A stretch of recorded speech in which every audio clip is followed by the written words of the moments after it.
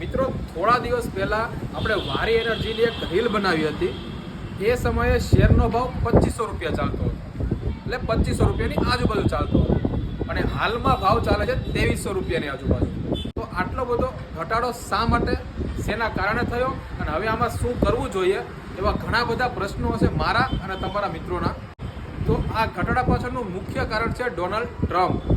કારણ કે જ્યારથી તેણે પોતાની ખુરશી સંભાળી છે ને ત્યારથી પહેલો નિર્ણય એ લીધો કે ગ્રીન એનર્જીના જેટલા પણ પ્રોજેક્ટો છે તેને રોકવામાં આવે અને વારી એનર્જીનું યુએસ માર્કેટમાં ખૂબ જ મોટા પાયે રોકાણ હોવાથી આમાં ઘટાડો જોવા મળ્યો છે.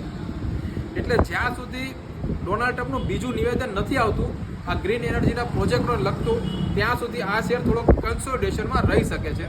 પણ ટેન્શન લેવાની જરૂર નથી, કારણ કે પાવર અને એનર્જીની જરૂર દરેકને પડવાની જ છે. તો જેની પાસે પણ વારીના શેર પડ્યા હોય તેમને આ રીલ મોકલી આપજો મિત્રો, શેર કરી દેજો, તમે લાઈક કરી દેજો અને પેજને ફોલો કરી દેજો.